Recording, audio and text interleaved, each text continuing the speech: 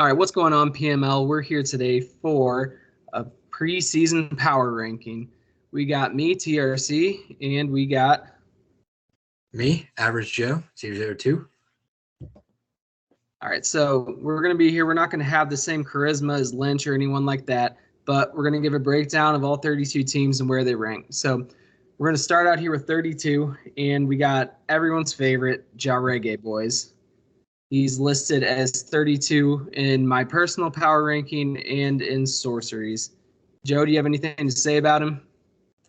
I don't know if there's too much surprise here with the ranking, but the guy toughs out every game, and I think he lasts longer than anybody else would in this league with some of the games that he plays and the beatings he takes. So I know that I can name the majority of the league will probably be out of here by now. Yeah, so one thing I got to say is, like, once we kind of got to the end of the season last year and we did, like, that draft league, I wasn't really a part of it, but I think I heard that he was winning some games in that. What was he on a heater, or how did he end that last season? I'd like to think that we don't have the charisma, but we may have more research on some of these teams. But to be honest, I don't remember what team he was in that Legends. So he could have won some games, but Okay. Wish I could add more. Yeah. Well, he's kind of had a consistent history of picking one overall, so I think 32 is a good spot to start out here. Who do we have at 31? So 31, we have Revolution. And it looks like you and Sorcery both ranked him at 31. Can you give a little reason behind your 31 ranking here? Okay, so we got matching for both of them. I know that Rev's on the lower end of the win percentage, and I think one of the things that he kind of gets the most enjoyment out of is team building. You know, that he has his own league out there, and, you know, anyone looking for one, hit him up. But he really likes that aspect of, like, building his team, being a GM, but he's still kind of picking up some of the aspects of being an owner. I think he still needs to work on his user a little bit. And offense, I think last year he kind of worked on some schemes early in the season where he was doing a little better in, like, making ground and scoring more. But I think his defense is going to be a big problem until he can, like, really get to a good point with his user. And offense is just something that he needs to just keep working on and getting better. And he's got a chance to move up after that. Yeah, I do agree. I remember seeing some flashes from him early on last Madden, and hopefully, and kind of hoping to see some improvement there. He was the Lions last Madden, I believe. Yep. So he's definitely upgraded with his roster. Herbert's a great starting quarterback to start with, and I know he's been chopping some of those wide receivers. So if he can get some good return, I think he could probably get off to a good start, or maybe a better start this Madden compared to last as well. So this guy, we could see this guy climb. Yeah, and I think too with the Chargers, if they're anything like last Madden's Chargers, there's a good chance that team alone could help win some games that maybe he would have lost last year too. Yeah, I'll be curious to see how many of those guys he keeps to help start off to a good start, or maybe he's trading for some draft capital or something. Yep. All right, number 30. All right, at 30, we got Slick Butter 3-3. I have him here at 30. I don't know much about his game, really. I think I played him maybe once, and I don't remember anything sticking out to me. But him ranked at 30 isn't necessarily about his skill. It's just more about I don't have background with him. Sorcery also has him as 30, so it's kind of unanimous. But Joe, you may have more background of him and his play style. Do you have anything to say about him? I would just say that, I mean, his PML record is 3-14. I know that, like most, you inherit a team that's probably not the best when you join the league. So I know that it was kind of a one-season thing. Madden was cut short, so he could have come in and maybe had already a bad record or decided to tank. Well, he played 17 games, so I'm assuming he played a full season, or maybe two halves because we quit halfway through. But in general, if he was in a tanking mode or maybe just adjusting, I do recall some closer games though when he played. So again, this is somebody that, and I know Lundo speaks to his skill. So hoping to see him improve. But again, small sample size, like you said, it's hard to tell right now what he's going to truly be in PML. Is he the one who like missed like 8 games going towards like the end of the Madden or something like that? I'm not sure if he was part of that group, but there tends to be a couple towards the end of Madden that miss a handful of games. Okay, yeah, I don't know if it was him or not, but I know someone ended up kind of like just joining and they didn't play all their games, and it's reflecting bad on his record because of that. But we'll see what happens next season with him. Sure. All right, 29. We got Bob Saget. He is kind of just like a breakdown of him from what I'm used to is he likes running the ball. He likes doing a lot of man blitzes. Yep. When the run isn't working, he can get frustrated. I think last year he had a kind of frustrating season, and I think a lot of other people are getting frustrated because he got to where he was chewing clock really early in games, so people weren't getting to play full games. And we had to kind of have a talk about that. And like I said, I think it just kind of is part of him having a tough season. So hopefully he's kind of rejuvenated this year and back at it. His defense can give a lot of people trouble just because people aren't used to seeing that much man blitzing. And I can remember like a famous game he played against like AO1K like 2 Maddens ago where AO1K was just like screaming, crying because he couldn't do anything about the man blitzes, and Bob ended up beating him. And AO1K hadn't lost many games to that point, so it was a pretty funny one. But yeah, I think if he can kind of like establish something passing wise on offense, it'll help him out this year. Yeah, I agree.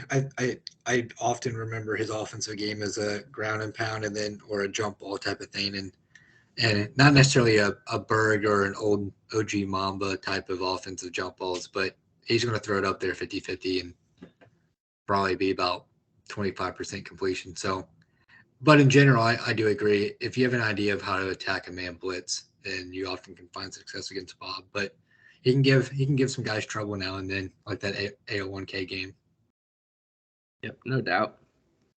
All right, 28. All right, at 28, we have iPods.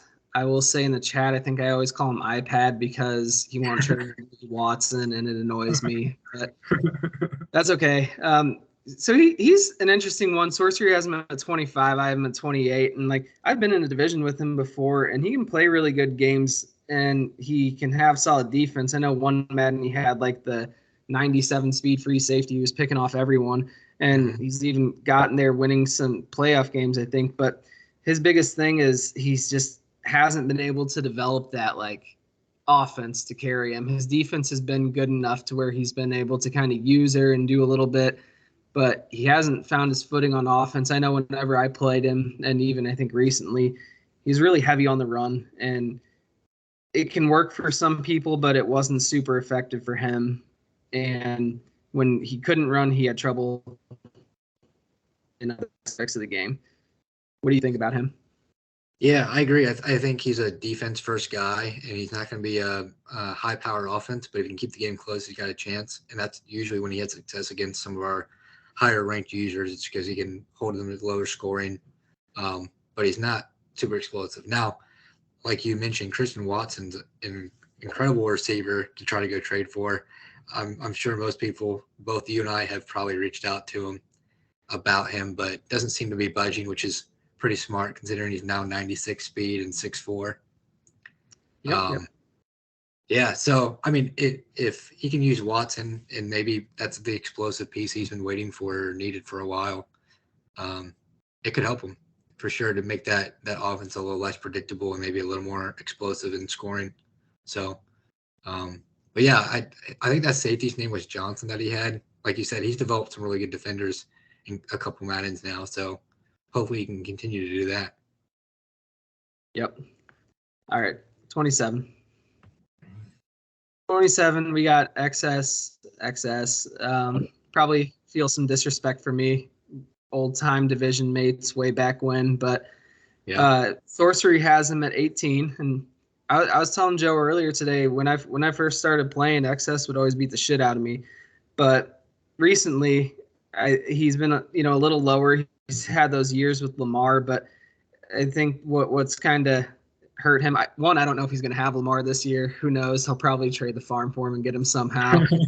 But two, I think, he's going to be in a relatively tough division. And just the fact that he usually ends up having to leave early in the cycle, I think that kind of stops him from getting momentum. Because he had those Lamar seasons where he was hovering around the playoffs. I think he may have made one of the playoffs, but I think just the fact that he ends up dipping out early a lot of times, he kind of starts getting momentum and then losing it. So that's why I have him at 27 right now. Yep, and this so far is the biggest discrepancy between you and Sorcery's ranking. 9 spots different there. Now, all-time PML record excess is 307 and 288, so 52% winning, and 41% in playoffs. So, that's kind of right above that cutoff from our bottom users versus kind of the top third. Am I breaking up or you? I don't hear anyone breaking up. Okay, good. But yeah, if you kind of look at Sorcery had posted his rankings as well, and that picture kind of shows the top third of users are above that about 50% or 60% range or above on winning percentage, and you find excess right there towards the bottom that top 2/3. So definitely can compete and kind of above that bottom third of the rankings there. So I think somewhere between the 18 and 27, he's probably more favorable to the top half of that, but I can see why you put him there. If you're just, and for the record too, I think when we were discussing your rankings, your focus was more on the last Madden cycle and the current roster, right? Yeah. And team. So you're looking more of a recency bias relative to Source, who's kind of seems to be a PML career thing. So 2 different aspects there, and may explain some of the differences, but in general, I think I can understand why you guys put them where you put them. Yeah, with my rankings, I'm kind of trying to think what I think they'll be this season, kind of based off the team they have, what they had last season. So I'm sure I'm going to be catastrophically wrong when the new Madden's out and all the mechanics change and someone emerges as the greatest Madden player ever. Well, we know as soon as we stop recording too, you'll be wrong. We'll hear about it. So, yep. Very well. On to 26. All right, at 26, we got Nightmare. And this one probably hurts me the most because I probably, looking back at this, probably ranked him too low. Nightmare plays good defense. He can play good offense too. The biggest thing, when I played him recently, is we've had some somewhat closer games, but the one thing that he's been missing is kind of that killer instinct. Once he kind of goes up, it seems like I'd always battle back, and then he'd go up and I battle back, and it was never all right, he scores again, the game's over, puts it out. And I think maybe a little more aggressiveness on offense will be good for him, because I think he plays good enough defense to where he can take chances on offense and kind of go for those bigger plays and let his defense make it up for him. So Sorcerer has him at 14. He should be higher. I definitely ranked him too low on this one, but yeah, that's what I got on him. Yeah, you're ranking the Canadians a lot lower than Sorcery did. So, yeah, another big difference here. I think my probably the biggest highlight for Nightmare in my short PML career is just when I joined PML, I actually took over his New York Jet team, which I felt like were almost 99s across the board. So I think in PML history, we've seen his ability to develop a team. I'm curious to see what he does with these Lions. He's got some young talent on the team. He obviously has Jameson, a really speedy receiver. So if he's able to shop him for a lot of maybe draft capital or some young talent, or maybe keep him, I mean, you can't. It's really hard to draft those people or trade for them. So if you got one, having that piece, kind of like that Christian Watson for the Packers, is pretty valuable and can immediately have an impact on somebody's offense. So if that's a struggle you've seen in the past with Nightmare, maybe Jameson is something that helps unlock his offense. Yeah, and his 95 speed halfback should be something that's pretty helpful if he keeps him. I have no idea. Hendon Hooker's a sneaky rookie too, I think, that doesn't have a lot of eyes on him necessarily in real life right now, or maybe in PML. Maybe some guys have done research, but you look into Hendon Hooker's attributes, he wouldn't be a bad starter. But that's coming from somebody who started Tyler Huntley last Madden. So who knows? Yeah, I think really the only thing that can like hold him back from being more of like a 12 to 18 team as the season goes is just like how involved he is. Like if he's Yeah. if he's if he's into it, he's definitely going to be like hovering around the playoffs every year. If he's not into it, then you may see like missed games or just cases where he's kind of mailing it in some of them. Yep. Yep. I think both him and X's are guys that you hope to see stick around for the whole Madden cycle and kind of get impacted by that too. Yep. Okay. Went too far. Little spoiler. Yep. At 25, we have Vizzy. So this was someone else we were talking about earlier who like after last season he kind of had a down season, and you think back though, like the Madden before, maybe it was two before. Yeah, I think two before he had a Super Bowl run. So he's another person who it's like if he puts that effort in, he's going to be up near the top tier of users. It's just it wasn't there last season, and I'm basing it off that. And then Broncos aren't really a strong team. They got Russell Wilson, who's probably going to be like a 70 overall star. There's no way they make him a superstar this year, right? I don't think so. Yeah, so that's going to be rough. I don't know if who he's going to play quarterback, maybe just out of sentiment, Russell, but he'll have some good pieces on defense, but the offense has some like players who are good in real life, but they're not super explosive in Madden. So I think it could be like a tough early go with him kind of picking it up as the seasons go by. Yeah, Vizzy kind of like you mentioned that Adonis Johnson. I thought of his name, that safety that iPads, as you call him, developed. Vizzy's one of those guys too that always has like two super strong safeties. Often you see two X's back there. So I think he's also a defense first guy. He's made a Super Bowl in the last a couple Maddens ago now that you mentioned. I think that was against me in the 49ers, so that must have been 3 ago. But still, when he's trying and has the time, he's very capable of winning and making that division really tough for Strawberry, who has owned that division for a while. But I'm very curious to see because I think a lot of that had to do with the fact that his job had some really weird hours and he didn't have a lot of time. But I think now he's got a new job where he has more time at home. So maybe he dedicates more time this Madden and we see that old Vizzy that made a Super Bowl run not too long ago. Also, rumor has it that Russ is not his starting quarterback for Madden this year. That's good. It may be Jalen Hurts, which is scary to see what Seafield may have gotten, but that's just trade rumors here. So, all right, getting a little league trade rumor insight. Yeah. All right. At 24, we got Wesco.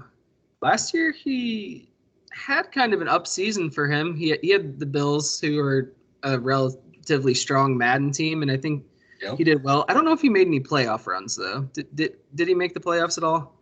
He did not, and unfortunately, his division was made up of had Echo and Seafield in it.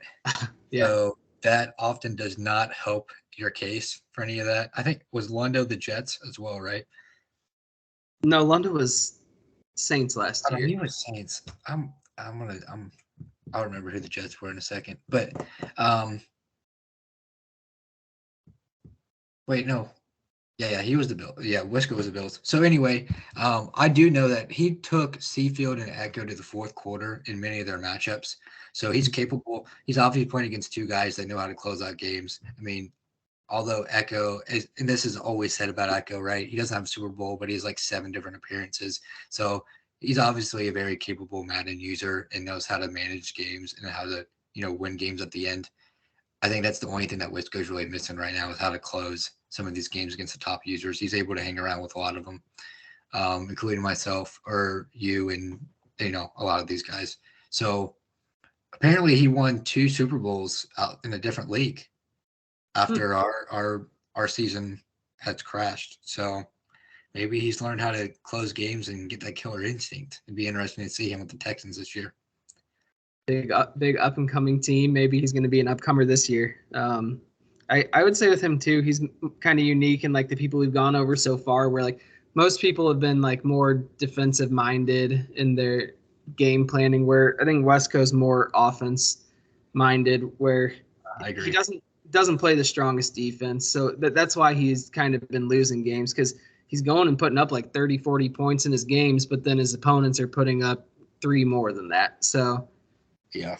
that'll be a big thing for him to just kind of settle on something for defense. Do you know who he typically like users to?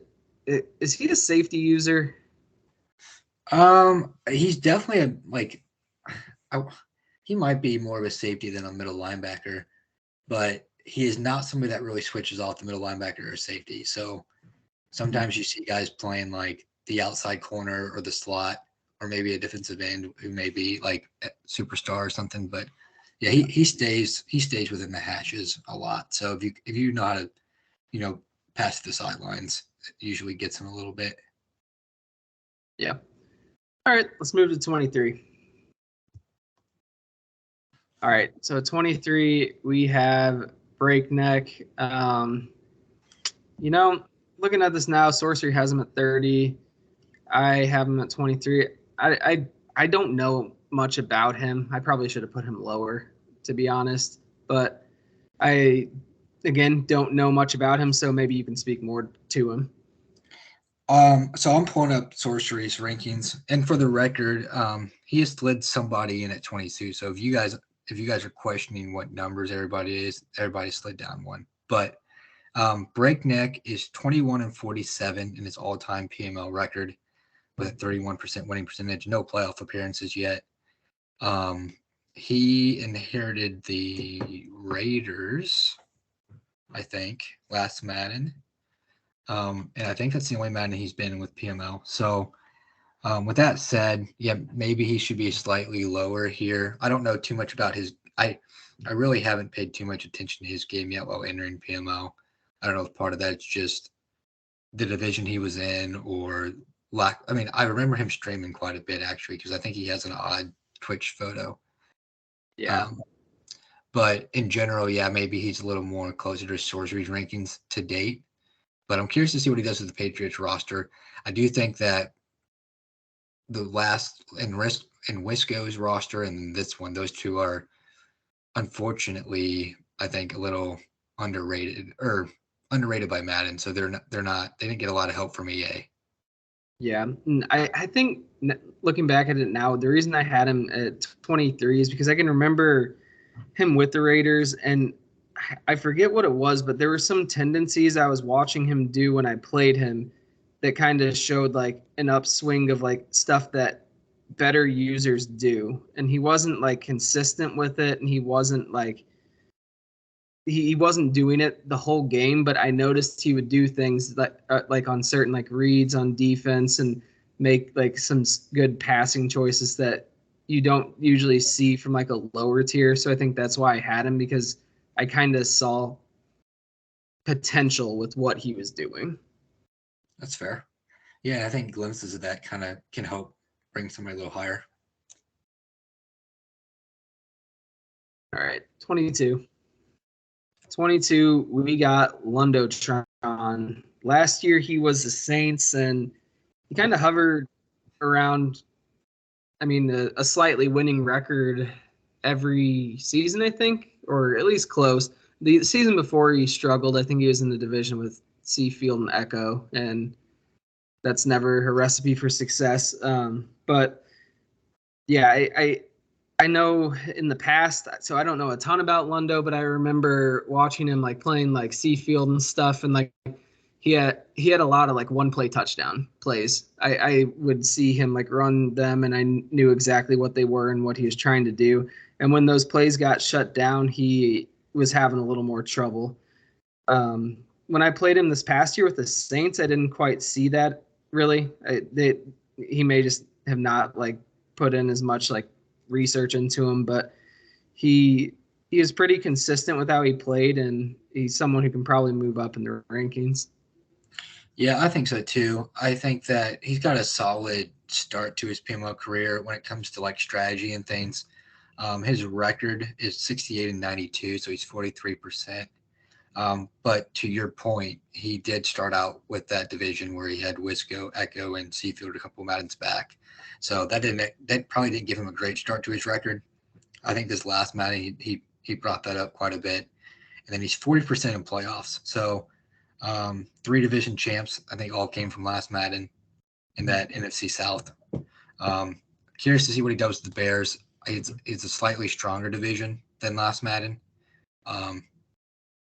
Not one of the toughest, but he's definitely moved. I mean, I think that division's up for grabs, just like Cody, Lynch, and Strawberry all had mentioned about their NFC podcasts. But yeah, his defensive strategy is often guarding the deep passes and things. So if he can learn to mix in some of the shorter coverages and maybe some blitzes, it will help. And then also disguising his user pre-snap. I noticed that if he would call, like, for example, 3-4 odd, cover 4 type of play, and he would use an outside linebacker and bring him to the line. But if you show your user early, it's often easier to pick apart those holes. So maybe you're not trying to move somebody before pre-snap or trying to base the line and do some other things to hide who you are will help him on defense. And on offense, I agree. If he can try to develop a longer drive type of offensive style, it will help him versus some of the deeper shots that may force some picks early. Yeah, I think with him too, like I've seen him play like games of excellence where he kind of does everything right, and then I see him play like some user who we ranked down like 28 or lower and somehow lose to them, and I just kind of be floored by it. So it's just kind of another person who consistency will help him kind of keep pushing forward in the rankings on this. Yeah, I think too, I can see a lot of guys who are in our top 15 or even like top 10 who kind of started with a similar style of play when they first joined PML. And I think we can say that for the last handful, of guys we've covered. I think it's kind of early in their career or they kind of get short cycled out. So they have some longevity and a couple Madden cycles these guys can climb. Yeah, and I'd say it almost reminds me of like kind of when like Carter first came in the league. I feel like it's kind of similar where like he does a lot of good stuff. He plays games where he's just kind of dominating, and then he kind of has some of the like setback games. But I think Carter's kind of come more consistent since then. But yeah, and I think that's a good comparison. Carter and him are both kind of strong defensively, don't give up big plays, but kind of lack some of the big, some of those on offense too. So let's go to 21. All right, 21. We got Mush Mamba. I think he kind of struggled last year. Sorcery's got him at 17. He's got a great PML career. He's the original jump ball guy even before Claypool and Berg took the title from him. The past couple Maddens, I think, missed not having the jump ball work for him and just getting the game late and not being as involved in it. He struggled. He can have games where he plays really good user defense, and he can have games where he has really good offense. But then I know like the game that I played him last year, he had like 6 interceptions in the first quarter. So his big thing is not making those game-ending mistakes. Yeah, he's definitely a fluke it and choke it type of guy. So he's gonna chuck it down the sideline. There's about any chance he gets. If there's a one-on-one, he's throwing it. And with Julio and them, it was a lot easier to do. But I mean, Pitts is a monster too, and he'll find some seams and things. But yeah, if he could, I mean, Bijan Robinson. I can't remember last time Mamba had a running back. Yeah, it'll be interesting. And I think I'm stealing that from the pod from Cody and those guys as well. But it's a good point. I'd be curious to see if he changes his offensive style. Yeah, I don't know who the quarterback is in Atlanta. Ritter. Okay, but they have Robinson. They have what's the tall wide receiver? Drake London. Yeah, they got Drake London and Kyle Pitts. So he's going to have weapons on offense. So I think he's going to put up his points. But I think he'll have those games too where he ends up having a few more interceptions than he needs as well. I agree. All right. Next, we got Kobe. So Sorcery has him at 28. I was thinking of potentially have him a little lower, but from what I've been hearing, Kobe with the Dolphins is the playoff threat this year. So I moved him up, and I mean, I can't lie. The Dolphins are a hell of a Madden team. They have like a 95 speed halfback, 99 speed wide receivers. They're everything you could imagine wanting for a Madden team. So I got him there. I think a lot of it is kind of based on the team, but that's why I have him there. That was going to be my question. How much does the team elevate his ranking? Because Sorcerer has him bottom 4. And, I mean, 20 is not necessarily like not a terrible rating or anything, but yeah, I know Strawberry said he's a potential playoff team. I'd love to see it. I don't see it. I just haven't seen enough from his Madden play style to suggest that necessarily. But I also haven't seen him with weapons like this. I think we've seen him with the Rams and Panthers in recent Madden. So I don't know. I'm curious to see what he develops this team to be, but or if he trades anybody. So yeah.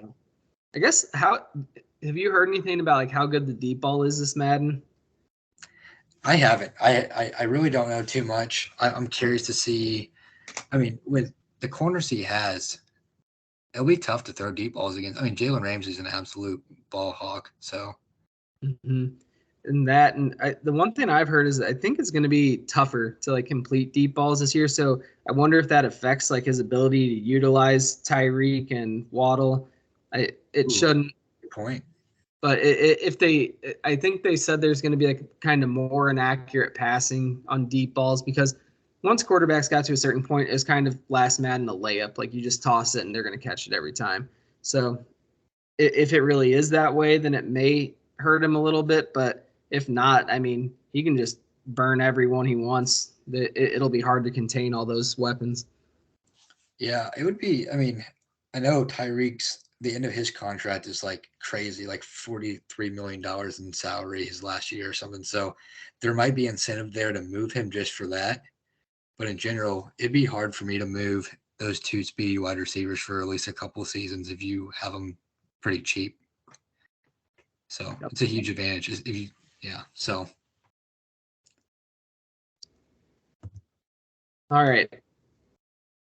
At 19, we have Zerply. So Zerply, I don't know much about him besides he's maybe Lynch's friend. Is that what he is? Yeah. But, did that hurt or help the rankings? Yeah. So from what I've heard, he's like won Super Bowls in his league, and he's got rules made after him to stop his amazing trades. So, it seems like he's going to be a good addition to the league. And if he's, a Super Bowl winner, I think Lynch has kind of vouched for him. So we're going to start him off here in the middle of the pack. I asked him in the chat, I said, what should we rank you? And he said number 1. So maybe I got him too low, but we'll see what the season holds for him. Listen, we'll learn very quickly with that division, okay? We'll learn very quickly with Tiger, Vegas, and Seafield. It's hard to argue that all those guys aren't in the top tier of this league, so we'll learn a spot. If he's won, that'll be very entertaining for everybody else who's not in that division. That's for sure. Yeah, hopefully we can avoid the Cowboy curse and have someone who stays with them this year. Yeah, and I'll just speak. I know that Sorcy had let me some comments on just in general. There's 2 new users. We'll see them on the next slide too, but he found that the 21-22 spots were about right for guys he knew very little about. And kind of how I mentioned earlier, that's where you kind of see some of the winning percentages, a big gap between some of our top users and some of the guys on the lower end. So he felt that brand new guys kind of fit in right in that slot. All right. At number 18, we got the commission himself, Kim John Cody. He's got the 5 Super Bowls. He's kind of hovered around the playoffs year after year, but hasn't been able to return to his former glory. I think 18 is a good spot because he's always, in the mix of everything. Yep. What do you think Cody can do to kind of get back to being like a playoff threat this year instead of just someone trying to make the playoffs? So the last couple really, So last Madden, ETN was a huge threat, and he often was a guy that probably had 6 to 8 receptions along with about 15 or 20 carries. So in general, he was racking up like 200, 250 yards a game. And so often my strategy was if I could shut down ETN, I can often shut down his offense. Now, you always have to worry about the Chark in the water with DJ Chark, but he's no longer in Jacksonville. But I mean, he had some deep plays that he would go to in times of need or at the end of halves. I think honestly, he doesn't have necessarily a weak spot in his game. He just needs to strengthen a couple of things. I think he needs to make his offense a little more versatile. Maybe hit some of the flats and maybe some flood concepts that a lot of these top users use. And I don't see any. I mean, 18, like you said, it's a great spot. There's 16. Are there 16 playoff teams? Right. So just right there on the bubble, it's pretty appropriate. We've seen that for the last couple of Maddens. I'm honestly surprised to see Sorcery put him this low because Sorcery's kind of used PML winning percentage history and playoff percentage wins, and Cody's at 61%, but he's below about 6 or 7 other users in the 50s. And to your point, he's got 5 Super Bowls. A lot of people don't even have one or multiple, so I'm surprised Sorcery using PML career, he's not higher on Sorcery's rankings. Yep. All right. At 17, we got Nose. 3 Super Bowls under his name. Last season was kind of a down year for him. Yep. Who was he last year? Cardinals? Or Texans. Texans last year. Okay. Yep. And yeah, he kind of struggled last year after having, multiple seasons where he was winning Super Bowl year 1 and then at least having like a powerhouse kind of the rest of the way. So last year, I don't know if he made any playoffs, but I still kind of have him up here, near the fringe of the playoffs just because of his history and what I think he can do. So we know that his big thing he wants to do is be able to run the ball. And if you take that away, it definitely makes it harder on him. Yeah, I think that in taking the Texans roster moved him down to 17. Just the fact that he took him last Madden hurt his ranking here. Sorcery, I do believe, is kind of where we saw him before last Madden. That top 7 is probably appropriate ranking for him just a year ago. This last Madden, I don't think he really got a running back till he got that like Tyler Batty, I think his name was. So that's a generated player, and I don't think he got him until like late. So I think it's just that kind of hurt his ranking here. But in general, he's a solid user. He's beat Seafield in the Super Bowl as well. So I mean that's no easy feat.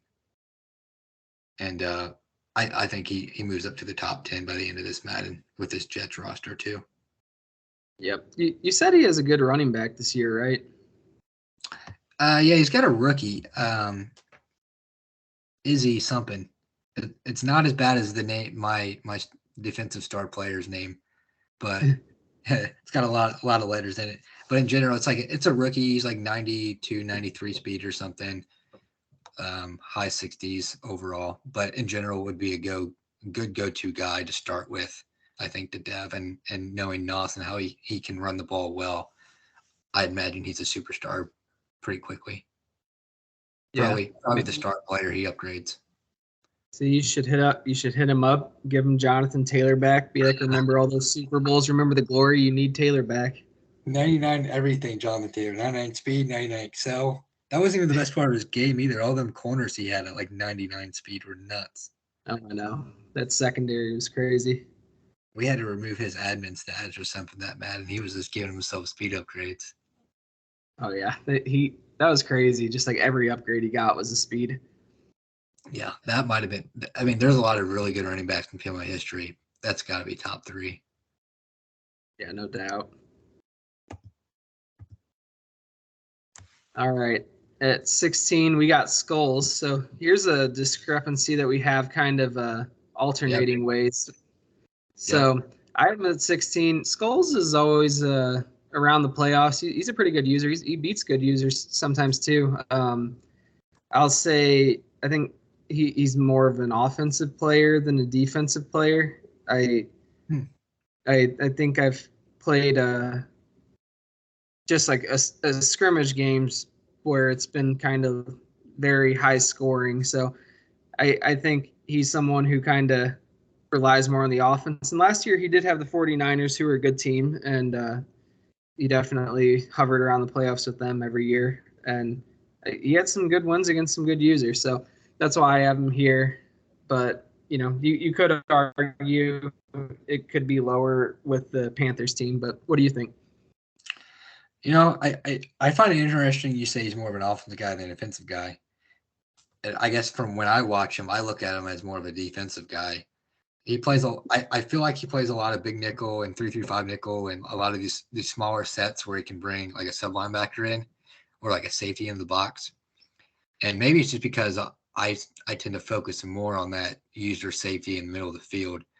But I feel like when he was the Eagles in the NFC East, I think Vegas was in there as well. I always looked at those matchups between him and Vegas and him and Tiger and watching how he played defense well against those guys. And what always fascinated me was he was playing these smaller nickel sets and would still be able to stop the big power backs that Tiger or Vegas or somebody would have. So I look at Skulls as more of a defensive user in the league. But it's kind of cool to hear that you focus on his offense, or when you observe, you notice the offense more than the defense. So I think 16 is appropriate. I think he's a bubble team these past couple Maddens. 26 is pretty low. I don't know what source. Maybe I'd be curious to hear more about sources ranking on 26 here. I don't have them that low, and yeah, I tend to agree with more of your ranking on this user in particular.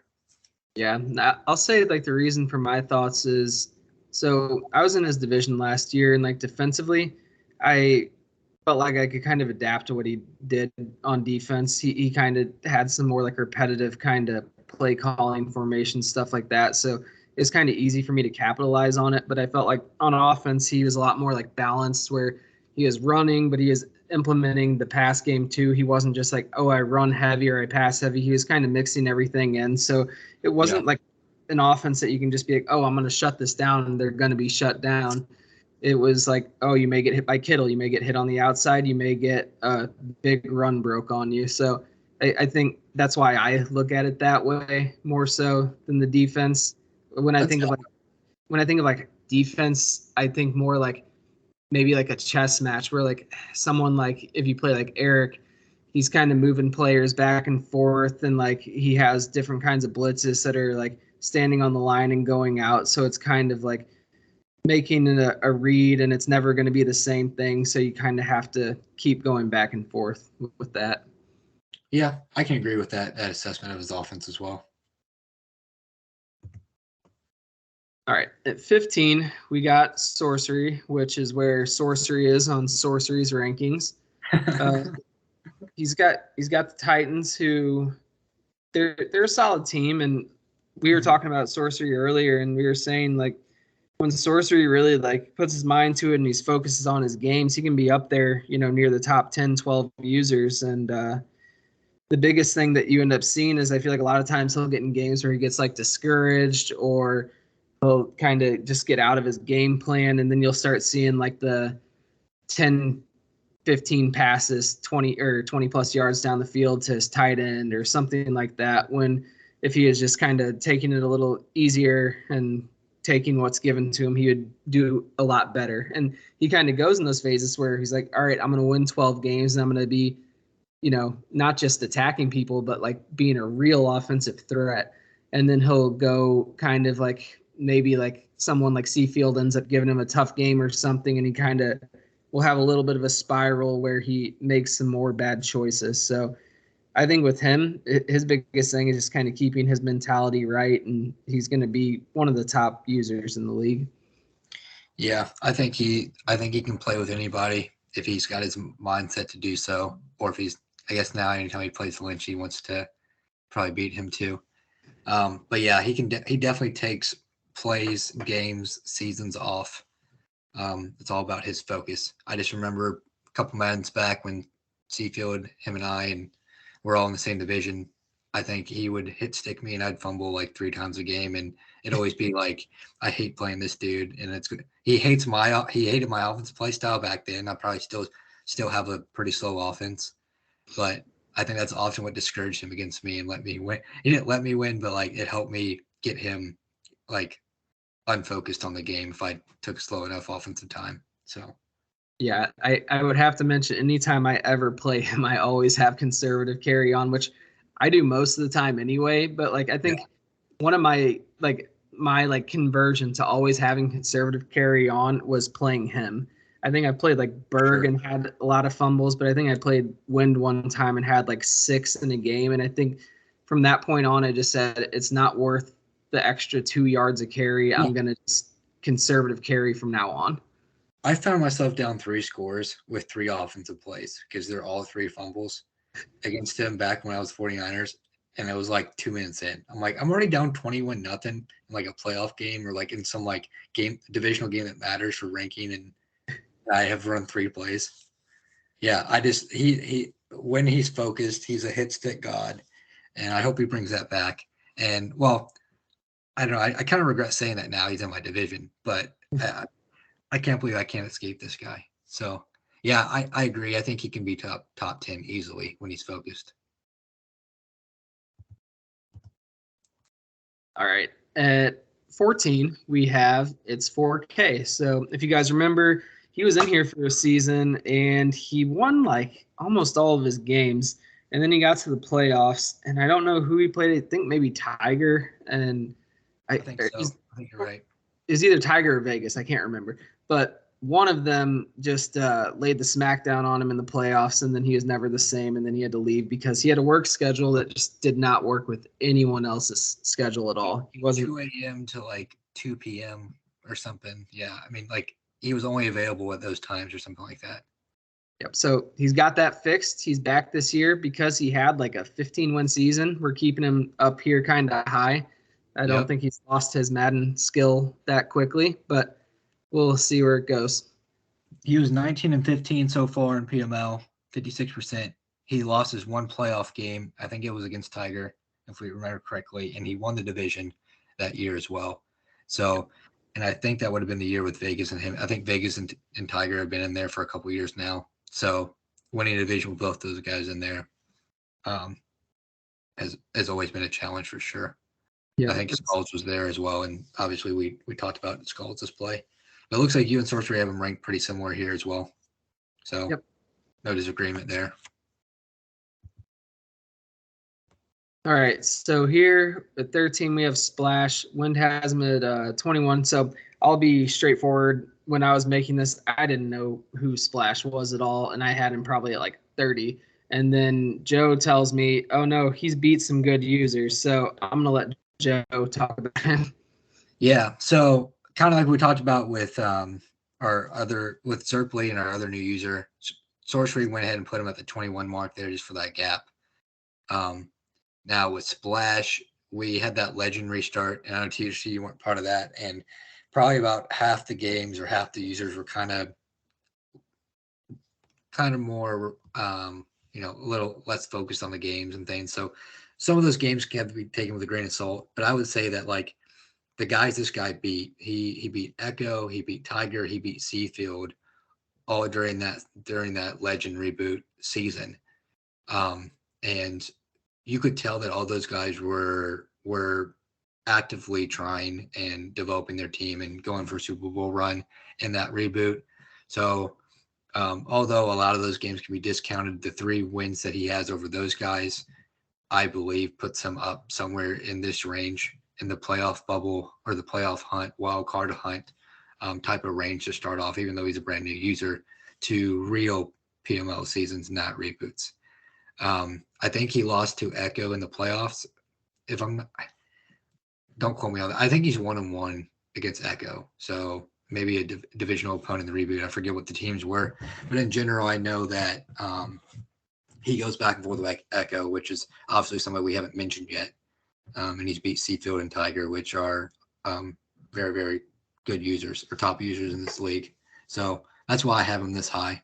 I know that some may think I'm too high on him right now, and when Tiger and I wrote up our column about him, but time will tell. I mean, he's got a small sample size, but the sample size of 3 wins over those guys is impressive.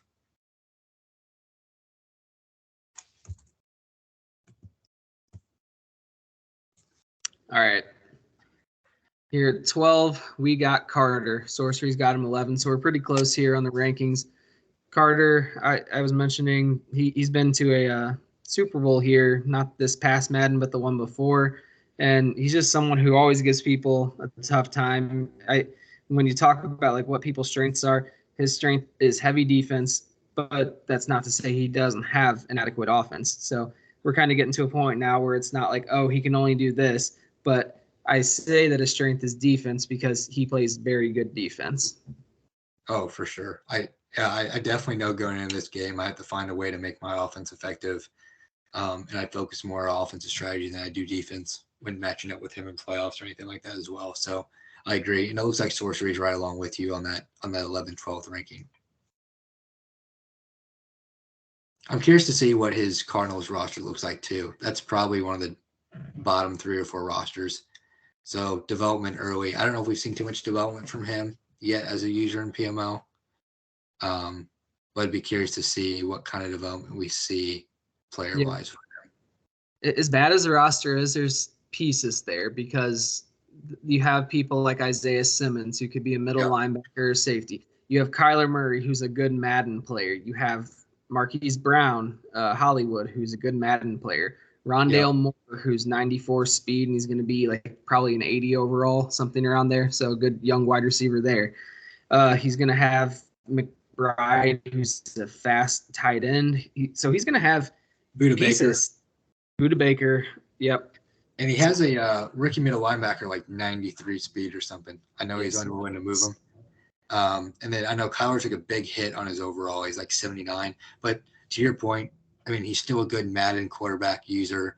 He might be a little older in age than like the young rookies to develop, but definitely somebody you can manage games with and like scramble. So like he's definitely a top. He's above average quarterback to start with, even though his rating's low, in my opinion. Yep. So yeah, I think as bad as the Cardinals are, I think they have some Madden upside to them. Yeah, I agree. The roster kind of looks bad on paper, and it may be a rough start, but you got some young talent there. All right. At 11, we have Legacy. So again, pretty close to Sorcery's ranking. Legacy, everyone knows, has infamous start with a league Legacy 80, but ever since then, I forgot about that. But ever since in the past couple seasons, he's just been tearing people up. He's been going through the playoffs. He's made a Super Bowl. His biggest thing is kind of like Echo. He just hasn't been able to close one and kind of reach that next tier. So he's someone who he usually has a high-powered offense. Personally, I didn't get to see his offense much last year. I know the year before he did a lot of like play action, kind of rollouts, things like that. So I don't know exactly what he did last year. We only had 2 seasons, but he can play a good enough defense to keep him in games, and he's again, he can be a prolific scorer on offense. Yeah, so Legacy was Vikings last Madden. His current PML record is 99-61, 62%. He's 45% in playoffs, 5 division championships, 6 playoff appearances. Like you said, the 1 Super Bowl loss. But I would entertain arguments that this guy could creep into the top 5 very quickly in this first season. I think he's shown enough in the last 2 Maddens that he can compete with anybody in the league. And honestly, he has 2 playoff losses against Tiger that are some questionable EA, plays and lucky plays from Tiger's side. So he could have easily had a second NFC championship or maybe a second Super Bowl appearance in my opinion. So I'm not happy that this guy's moved to the AFC. I think that a lot of guys see Echo and Seafield leaving the AFC to the NFC and calling the AFC an easy route. And I think I've heard that on a couple of podcasts, but in general, this is probably one of the biggest threats in the AFC, in my opinion, if not the biggest threat. Yep. All right. At 10, we got CU free. So before I go into this, who's going to win a Super Bowl first, Legacy or CU? Ooh, I believe probably Legacy. Only because I feel like CU is rinse and repeat on Madden. And by no means does that mean that he's not a threat in the AFC, but you at least know what you're getting every time. And I don't know if it's because Legacy's relatively newer to the league and it's less predictable, or if he has, I don't know if he has more, different ways to attack you offensively, but you know what you're getting here with CU. We could probably call up Kid Hooligan. He would say it's a trap. No, but I mean, this guy is probably the best runner in PML, and this offense is incredibly set up well for that. So you're already starting behind the 8 ball, behind this offensive line, behind Nick Chubb, and you're hoping that you have a front seven that can hang. If not, he's going to run down your throat. He's got nice play action. He focuses on things around the hash marks for passing, right? So often that can help, and maybe you can speak more about that as a division opponent in previous Maddens. But solid defense. Probably not going to beat him over the top very much, but he will control the pace of the game. Yeah. So if I had to say anything, I would say that not only is he like the best runner, but probably like the best runner in PML history, because he's consistently always had a very good run game. And I mean, he's had Chubb and Zeke, and he's had good running backs, but it's year after year after year, he is consistently good with that. So I would agree when you said that Legacy's more likely to win it. And the reason I'd say that is I think CU and Legacy can play similar levels of defense. I think CU's maybe a little more repetitive in his calls, but they're overall their ceilings on defense are kind of similar. CU's biggest thing is he can run, he can throw off the play action, but he kind of has trouble when you're sending a lot of people because they can sack that play action.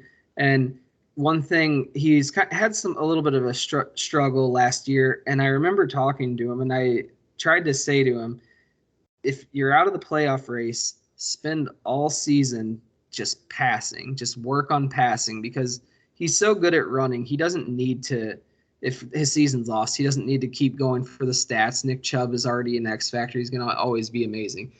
But take that time to just integrate passing into your game. Just work only on that, even if you lose games worse than you would have lost, because that's his next step into really like pushing through and finally winning a Super Bowl, because he's 0-4 now in his Super Bowls, I think. But once he can get to that point where he can like pass more than just like the comebacks or the out routes or like just along the sideline, when he can really utilize the whole field, then he's still going to have his running game, but then you're not going to know what to do, and it's going to make passing for him so much easier too. I would say too that even like to support his case as the best runner too, he's had really good running backs like Nick Chubb and other guys to run with, right? But I think it was 2 Maddens ago when we actually had a full Madden cycle. He traded away Chubb and started with some generated player. I think even like a normal dev, Aldridge, and that dude was a 99 X factor in like a season or two.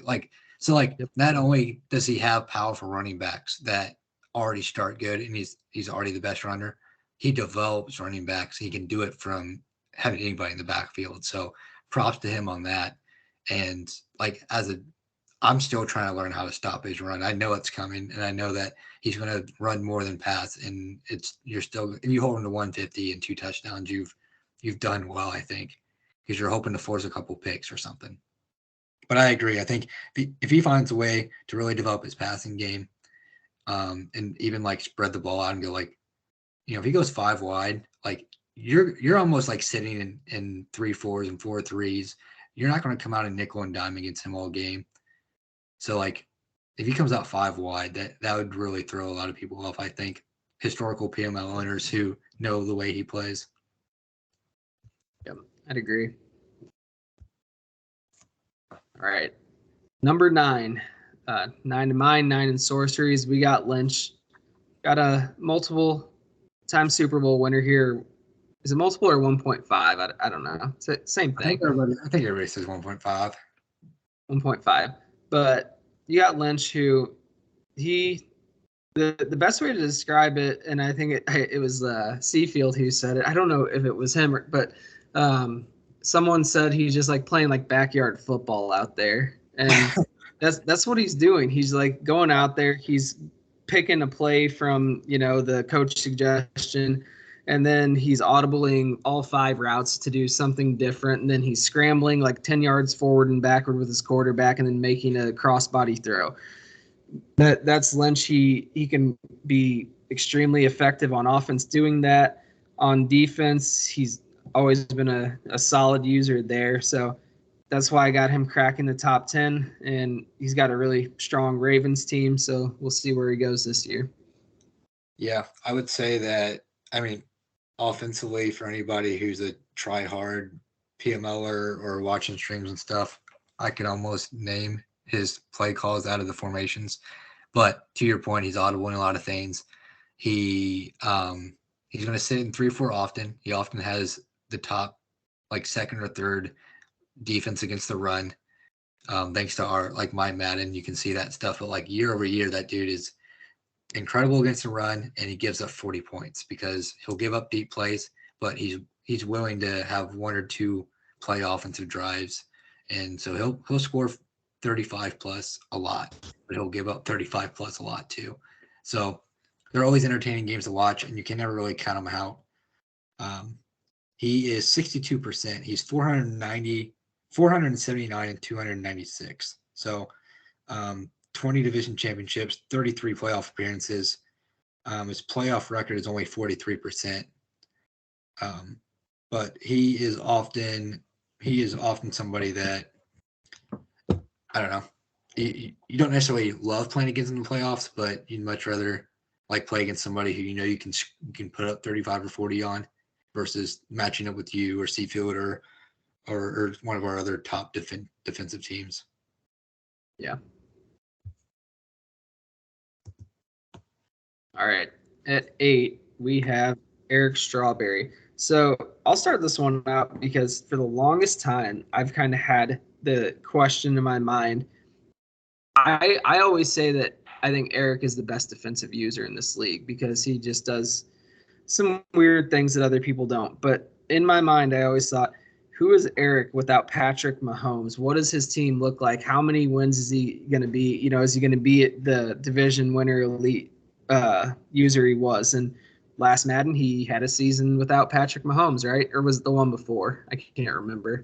The one before, but yeah, Patrick Mahomes got hurt for the year, like week 2 or 3, like early. Yep, and didn't stop him. He still went on to win like 12, 13 games, something like that, and just continued to glide with his defense. So I would say to me, Eric's probably like the best defensive user in the league. I think his offense is more on like the average side, but he's got a lot of great weapons on offense, and he's got Patrick Mahomes, so that can always push him further. Yeah, I agree. And kind of going off a little bit of what Tiger and I wrote for our columns too, I agree with you that he's like a top 5, top 3, maybe even top 1 defensive user. Often that's because he's disguising a lot of his coverages, base aligning, moving guys, showing man. He about any toggle that you can do on defense, he is constantly like I feel, and I don't know if by watching his streams I know, but just in general I feel like when I'm playing him, he's toggling about everything. His depth of his zones, he's always trying to show you a different look. Offensively, I feel like he's often motioning guys enough to where, making like heavy sets on one side of the field or using Kelsey if he sees a linebacker on him. That's a huge advantage. So he's very analytical in his offense. It's not as explosive as others, I don't think. Like you're saying, it's kind of more to the average side, but I would say that his offense is probably most like Echo's, and that it's take what you give you, find the hole, try not to force too many things, But he can be encouraged to start throwing the one play offensive drives when he like plays like Berg and others in playoffs in the past. I feel like he's thrown 8 interceptions along with Berg throwing 8. So he can be encouraged by his opponent's play, I think. And that's probably where he's taken a little step back from his previous reign. I think he was like in my opinion, like 2 or 3 Maddens ago, a top 5 user, and he slid to 8 just because I feel like he can kind of play to his opponent's tendencies a little bit. Yeah. Yeah, you mentioned all the like pre-snap movements, everything they're doing. I see that a lot too, where I would see it a lot with CU in my division where he's doing it on defense. And then whenever I've played C field, I see it a lot. And one thing I always love doing against those users is like whenever I first saw it, I would almost freeze. I would be like, man, what are they doing? And I'd try and think and like kind of see how I'm going to counter it. And then after I played them enough, I just started thinking like, none of this matters. As soon as I get to the line, I'm quick snapping as fast as I can, and I'm going. I'm not going to let them make adjustments. We're just going to go out there and see what happens. Yep. I stopped moving guys because you would do that, because I'd find myself like already like moving my guy away and not being able to turn back. So yeah, I try not to move anybody against you anymore because of your quick snaps for sure. It's very effective if you like your play call right off the bat and you like the look. Yeah, and I think even with me, it's not that like I like it. I just think with like people like this who are that good at defense, it can give you almost that like paralysis by analysis where like you kind Yep. of just ruin your whole play because you're thinking like, oh, they're doing this, but then this guy's probably going to drop here, and then you just ruin everything that you wanted to do. Yep, I agree. I think I know Seafield changes all his zones on, pre-snap without actually moving his user around like you see Lynch do, like clicking through everybody. Yeah. But I think Strawberry is also somebody who does some pre-snap adjustments like that as well. So you can quick snap it. You might catch him mid-adjustment or not ready. So, but yeah, Eric's always going to be tough, and but to your point, he's probably the best defensive user in the league. All right. 7, we got my best friend, Sean. For people who don't know, that's Vegas. He was in my division for a long time, and he's always been a good user. But recently, he's really started like pulling away as one of the better users in the league. And he was, seconds away from winning a Super Bowl a couple Maddens ago, and he just forgot to move his user with the wide receiver. And he's someone who his strength you would probably say is his defense and his run game, but he can definitely pass too. He's not like some of the people who it's like if I stop the run game, it's over, because he's someone who can find seams. He can attack you through the air if you're really selling out. And case in point would be I think I played him in the Super Bowl. First play, I blitzed 8 people and he threw a touchdown. So he's not someone who you can just key and do something like that. He's a really balanced user and he's good at multiple things, and he's also a good team builder. So buy him in here. I think this is CU with the passing, like more passing.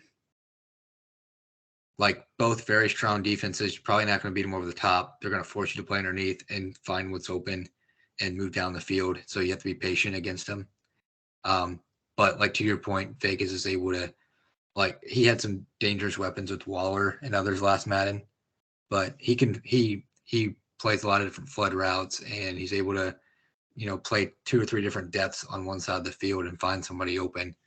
And CU could become something like Vegas with a little more passing ability. I will say that Sorcery provided a little bit of input on Vegas's ranking. To quote him, he said, "I'm big on Vegas having to break out into the elite tier, the playoff win percentage tier, and just my experience with the guy. I really like his Madden philosophy and understanding. It reminds me of a guy like Seafield or TRC. Would have put him higher if Jake didn't talk me down." So I don't know if that goes back to any beef between the two or 10 runs to start a game. But in general, I tend to agree with Sorcery. I think if you're going to pick a candidate to break into that top tier, I think Vegas is one of those guys. And unfortunately, he's run into a powerhouse of a team twice in the Super Bowl against you. So I think if he finds a different opponent, he may have different results there in the Super Bowl like that. Yeah, and I think you made a good point in saying He really he'll do a lot of a bend and not break defense. He's not someone who's gonna like let you just bomb him all game long. I Yep. I know like in the Super Bowl, I think I had like with Justin Fields that year, I'd passed so much and I was just like passing all throughout the league. And he sat there and he just did like everything he could to not let me pass all game. And I think I rushed it like 27 times, which was like the highest I ran the ball the whole cycle. And it was Yep. because I could just see he's going to come up with like a 3-man front or something like that. He's just determined to not let the big play happen. So he definitely understands not letting, a game get blown out because of big plays. And he just is an overall good player. So Yeah, I think the one tendency I recall that he may need to disguise a little more or eliminate, like you said, like if he's going to come three-man fronts and play the deep ball, you can often just kind of run it. But I feel reflecting back on some of the gameplay, one thing that jumps out to me is he shows a lot of blitz, but they hardly ever come. So I stopped believing, even if he's got like 7 or 8 guys on the line, I just stopped believing anybody's going to come because he's going to drop everybody back. So he's trying to force you to like make a quick play or make a mistake. But I learned that I kind of just, even if there's like a lot of guys on the line, just don't try not to believe it and just try to take what he gives you short and kind of go from there. So, all right, at 6, we got the best to win or never win a Super Bowl. It's Echo. He's now 0-6 in Super Bowls, I think, or 0-5. I can't remember. rankings But may disagree with that statement, but I agree long term. yeah. But he's always been a good user. The way I would highlight him is I would say he has a superb short passing game. He takes what's given to him and he plays definitely above average defense. So he's one of the probably like the only person you really see outside of like some users in the playoffs will be a lot more cognizant of turnovers, but in regular season, he's very cognizant of taking care of the ball, keep taking what's given to him, and you don't necessarily see that because a lot of people say I want to bomb it to my 95 speed receiver, and he'll Yep. do that if it's there, but if it's not, he'll take 5 yards. Yep, I agree. I think that like he's probably the most analytical on offense. I think I said that before a little bit about Strawberry too, but um, he's going to take he's often the guy that like audibles somebody to a hook route, which I think he's the only guy I can recall in PML like that I play against that does that. Nobody audibles to a hook, or hardly ever do they do. And it's often a guy that isn't like if you come out in a base coverage, it's often the guy that's in the slot that is not covered. So he finds a way to get that 3rd and 5, third and manageable distance, and this hook at the first down mark and find the first down. And so a lot of guys often are playing these deep zones to prevent, or at the sticks, and he just finds a little opening. Um, I think defensively, I don't know if he's like top tier, but he's always been tough. And often the big games that he loses, at least from my career in PML, is because he's forced too many turnovers. So to your point, he's probably one of the least turnover prone owners in the regular season.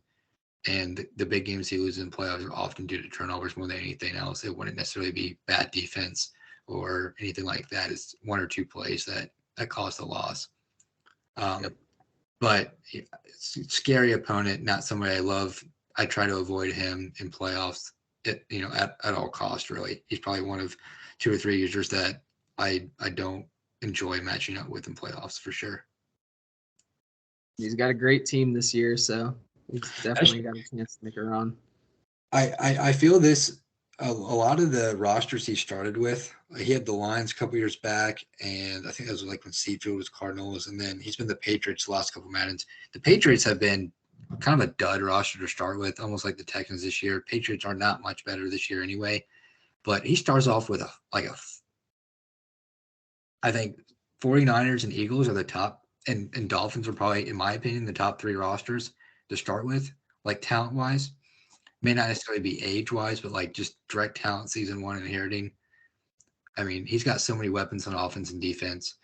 Um, it's it, it's hard not to put him on top of a favorite list for the NFC, especially because he's not in the NFC East. Yep. Yeah, I think he's got a shot this year. I mean, it's all for him. It's always just about closing. Yep, I agree. All right, at 5 we have TRC. I think I had me like at 11 originally, and Joe told me You to did. move it up. So Absolutely absurd. This guy's trying to hide behind his rankings, always puts himself lower than he needs to be, too humble or something. But Sorcery has you at 3. I'll read his little comment about you as well. 69% playoff win percentage is crazy. Even Seafield with his reign of dominance is only at 67. And the next after 60%. I think the top 3 is its own tier of people who could end up building a dynasty and winning a handful of titles. So high praise from Sorcery there. I would have to agree. In my personal rankings, I have you top 3 as well. So it was a no-brainer for me to tell you to move you up from 11. Now, I would say that Sorcerer and I both were going back and forth a little bit, and agreed that let's see here, hold on. Didn't have this one ready. Oh, he said there's a clear statistical divide for the top 12 or so, and then the places within the 12 was mostly subjective opinion. So to him, he feels that the top 12 is kind of separated from the rest, and then the ranking from 1 to 12 is all subjective. So I can see where like his explanation gives good reason for you to maybe put yourself at 11, but I don't see you falling out of the top 3. all right.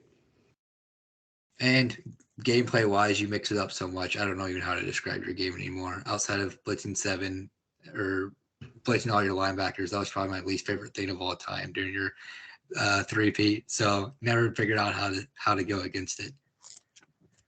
But so high praise for me. All right. At 4 we got Flying Tiger. So earlier I said best to not win a Super Bowl. Well, maybe Flying Tiger is the best to not win a Super Bowl now because he's gotten up to 4. Is it Number 4 4. now? Yeah, he's 0-4, unfortunately. He is rapidly approaching Echo. So you, you may see an Echo Tiger matchup to get to a Super Bowl this year, and Cool. you have to wonder who wins that. Yeah, I mean, yeah, both of them are very, very solid for sure. Like I think their play styles are. I look at Tiger as more defensive focused. I don't know what your opinion is, Yep. but I think he's got a pretty similar offensive style to me. Probably a little less passing and more. I think he's probably one of the most. If you look at like run ratios, he leans towards 50-50 just as much as he might be the most 50-50 guy in the league. And he's the one thing that hurts him development wise is he spreads the ball between 2 or 3 running backs often. So he never really fully develops one guy. So, and he often never has like individual receiving stats or passing stats. So that hurts his development. He's always been really solid on offense, but I think he spreads the ball. He doesn't spam anybody enough to get them accolades or the dev upgrades that he needs. But defensively, I feel like he always has like a 6 or 7 X factors or superstars by the end of his Madden cycle. Yep. Yep. I'd say he's one of the top tier defensive users. And then that I've said it before, but he just does weird things on defense with his user that you wouldn't expect to happen. And it can cause turnovers. It can cause just you to kind of question the plays you're doing. And it's just that's the best way I would say to describe it. I've had many cases where I'm like, okay, he's going to peel off this streak and go for the under route. So I throw it to the streak and he stays on it and picks it. And then I'm like, okay, now I'm going to take the under route. And that one time he finally went after it. And then in my head, I have that. And let's say he goes and peels on the under. Well, I'm thinking like, oh no, he's going to follow the streak this time. He didn't. And then I miss like a 40-yard pass. It's wide open because I'm just expecting him to stay with it. So it's definitely just kind of like, when you get to the higher level users, almost all of them do the same tricks where they're kind of baiting throws. They're either passing a player off or they're jumping through like a passing lane to get an interception. Like I'd say like Seafield's very good at standing in a lane that you wouldn't think is interceptable, and he'll intercept it. But they all have those kind of tricks that they use. But Tiger's best trick is the fact that he is very random in a lot of that stuff, and it keeps you guessing. Yeah, I agree. Sometimes he comes sprinting across the field at like way out of position with a guy, so you don't ever expect him to get there in time or anything like that. So I think he starts off with a really good front four. He starts off with, Scary Terry. I don't know if he's going to stick with Sam Howell or not. But in general, he's a second-year quarterback, high throw power, like decent speed, like 80, low 80 speed. So like definitely somebody he can dev, but he needs to focus on, if he's going to develop that quarterback, he needs to probably focus on trying to develop a wide receiver at the same time. Not necessarily spam, but like, make somebody else besides McLaurin a focal point of his offense to help dev them and get them maybe a superstar or some abilities early. Yep. All right. So this one's going to be controversial. At 3, we have the greatest PML player of all time. I'm saying easily the greatest PML player of all time. More Super Bowls than everyone by like 700. That's a good reason so far. Good start. Yep. So the reason I have him at 3 is just a recency bias. So the people in front of him have had more recent success. Now, he's the Eagles, and he's probably going to unleash a reign of terror that we've never even seen. Especially after hearing this. Yeah, incoming probably like 7 perfect seasons. So sorry about that. But I have him at 3 right now. Obviously, he'll probably move up, but I don't know if you can say enough good things about Seafield. So 1, he's probably the best player developer in the league. 2, he's always got a great offense, and he kind of changes up what he does. I know, like when I played him more recently, he's kind of been more like sticking with run games and screens and shorter passes and playing stuff safer, and then every now and then taking his shots deep. But then when I played him in the past, he's been like shot, just deep coming at you all the time. So he really kind of adapts with every Madden cycle, and he always has one of the best, if not the best, offenses.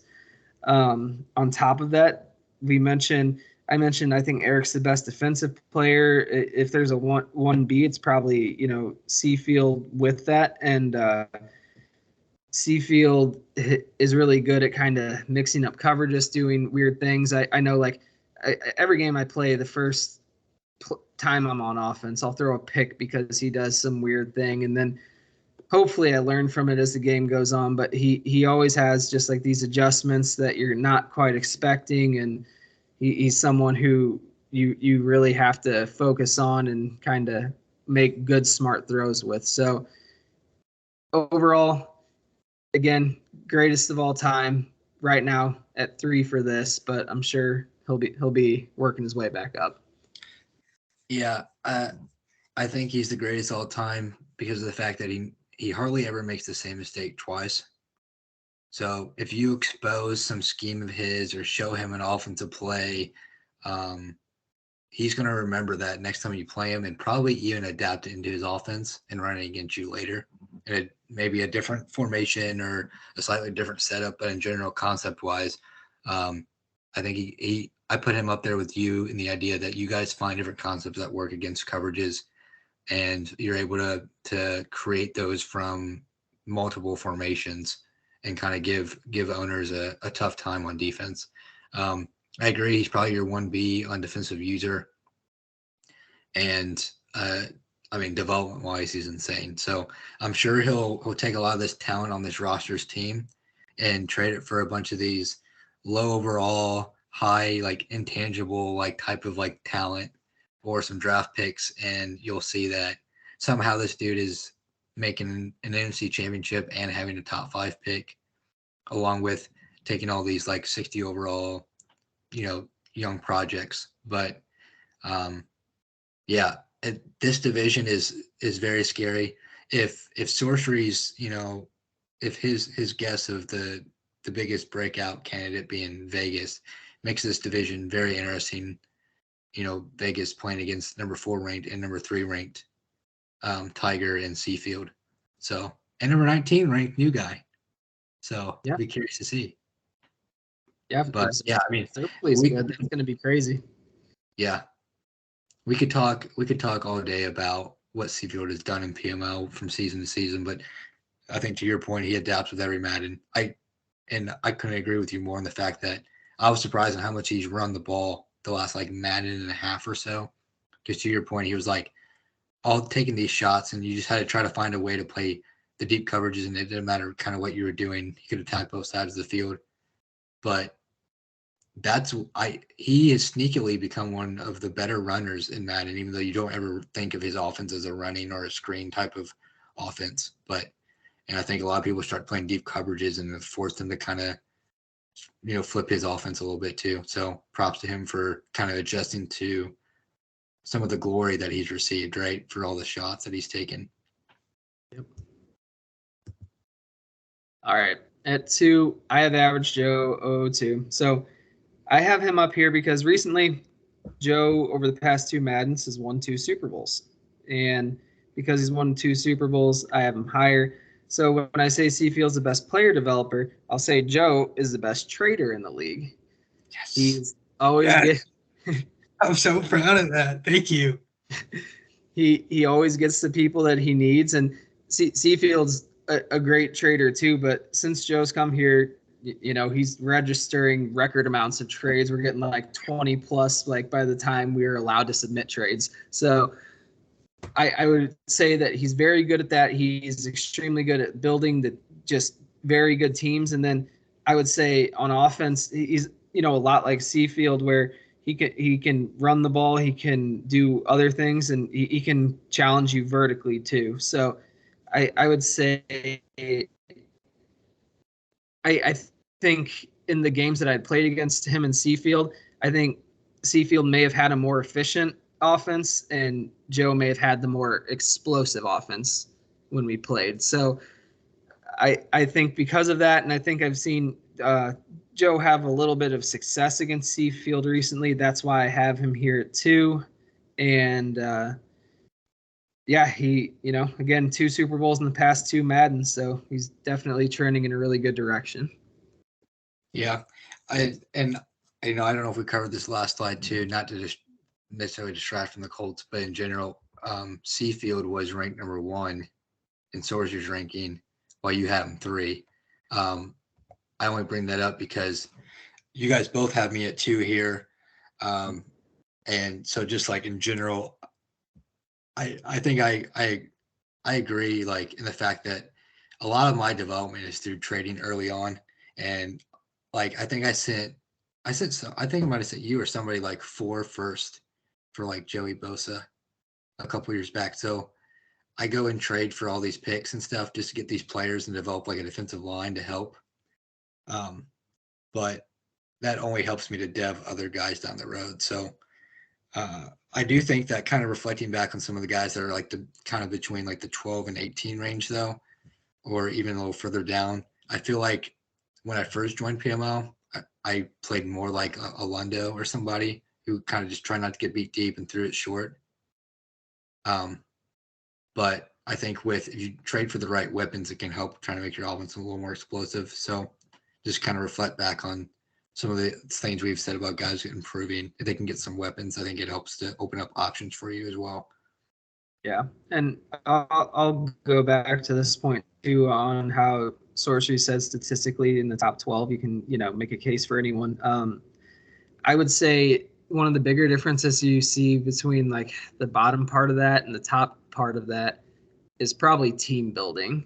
I think that kind of lays like a big point. Like, Seafield's an amazing team builder. You do it as well in a different way. And I think that's just something that kind of like when everyone's close at a skill level can kind of set games apart when you are able to make that team. So I think or two's a good spot for you now, and you got a chance if you win another Super Bowl, maybe you move to one. Fingers crossed. Maybe going just a little insight on some of the trade rumors from Indianapolis. Maybe going a little more of the offensive fun route this go around versus buying the defensive line. So we'll see how rough the defense is to start, but trying to find some offensive weapons. So. All right, and that leaves us with number 1. Epic Jake is cool. So Sorcery has him 5. I put him as 1 because he's the most recent Super Bowl winner. I'm going to forgive him for destroying the salary cap. He had a really good Chargers team, but, you can have a good team, you still got to finish, and he did. So Jake's always been a good user, one of the, top 10 kind of users, and it's all been kind of, can he finally get it to click? And I think he had a team with a really good defense, and he played good defense. And I know when I played him, the thing I was most impressed with was his offense. He was kind of good at targeting. He was very explosive, and he was able to get the big plays when he needed. And I think in the game I played him, he was up probably like 28-3 or something, and then it got to a point where I got within a score again, and he was able to get another score or two to kind of seal the game. So he isn't someone who's just going to go up and then be done. He's able to kind of keep his foot on the gas and close out games. So I think just because of the last Super Bowl win, and I think he's got a chance to have another really good season here. So since he's an up and comer, I'm going to put him 1 in the preseason power rankings. Now, if he struggles out of the gate or anything like that, obviously you'll see Joe and Seafield slip in that spot too. But I'm going to give him the benefit of the doubt and say that his breakout last year is legitimate and that he's going to be a top user for years to come. Yeah, I mean, I think that if you want to call Seafield the GOAT and maybe compare him to Tom Brady, this is Patrick Mahomes right now. I think that Jake got robbed of a potential 3-peat last Madden with losing our franchise. Just the way he built his roster, the weapons he had, the explosiveness of his offense. I mean, people often kind of first think of like how great Herbert was a quarterback and how great Mike Williams is as a receiver and their abilities and things. But like the Dan Chesney or whatever his name is from Minnesota he traded for, and the way he played his defense, like it was an all around team build. It was strategy. It was being disciplined on defense, knowing when to take shots on offense. I mean, he had put it all together last Madden, and I didn't see any answer for him in the AFC, let alone PML, to keep him from 3-peating if we don't lose that league. So I think I was a little surprised by your rankings, but since we've had a day or two since we kind of talked about this, I don't think I would put him anywhere else but 1. Especially if you're considering one Madden and the current teams that people are on, the way his upswing right now, and the way he was playing at the end of last Madden, there's no reason why you can't put him at 1. So I really like this pick. It's also nice that it's not the traditional Seafield pick, but you can also call, 2 years ago, you could call Tom Brady the GOAT and Patrick Mahomes the best quarterback in the league. So I think it's a pretty good analogy there. I'm curious to see what he does with Seattle, with Geno as the quarterback. I don't know who their backup is. He obviously has DK Metcalf, which apparently is rumored. If you saw on the I don't know, one of these channels, Jake had posted some different some trade rumors here. So, but yeah, so apparently he's unfollowed the PML Seattle Seahawks on X and Instagram. Yeah. But yeah, so I mean, he's got Tyreek Woolen, he's got Witherspoon at corner. So I mean, those are 2 very solid corners to start with. I'm sure that Tyreek will be flying all over the field at 98 speed and like 6'4", 6'5", or however tall he is. So he'll be a really fun guy to watch. They have a really good running back too, don't they? Kenneth Walker. Yeah. Like he's like 92, 93 speed, like pretty good build. I think like, I don't know, probably like 80 overall or high 70s. But yeah, I mean, I'm sure. I mean, Jake was able to take Kinney and that Dan Chesney like from like 60 overall to like 80 or 90 before we lost our franchise. So I'm sure he'll have a lot of weapons he can develop, and he has, I think, made the most growth in PML over like the last Madden or two, just like what his offense was to what it's become now. So, but yeah, I really like your pick here. I think it's great. So he's got a tough division though too. I mean, I've mentioned the NFC East, and maybe I'm getting wrapped up in some of the narrative there that we got going in our PML. But Echo as the 49ers here. We have Splash as the Rams, which had shown some great promise in the Legend reboot, and then Carter that we talked highly about his defense. As the Cardinals. This division is probably the second hardest in PML. Yeah, I could definitely see that. For our number one guy in power rankings does not have an easy division, so it'll be really interesting to watch. But yeah, the Echo Jake matchup should be pretty good. Yeah, I'm excited for that because I'm sure those games will be. I think both sides will really be prepared for those upcoming games. I don't think anybody's going to take anybody lightly there. Agreed. All right. Well, for anyone who stuck around the whole time, thanks for listening. And we're going to try and push out some more content here before the league starts. I'm going to try and get some time to get some interviews with some guys and maybe do like just some breakdowns on some different users in the league and maybe work on a 30 for 30. So keep an eye out for that. And that's all I got. Yeah. Thanks guys for listening for this long. Feel free to give us a ranking of where you think you should be. If we put you too high, too low, or in the right spot, we'd love to get your feedback. And I'm sure we'll get Lynch's and Lundo's and others automatically, but everybody feel free to post about where you put and where you think you can grow to. So. All right, guys. See ya.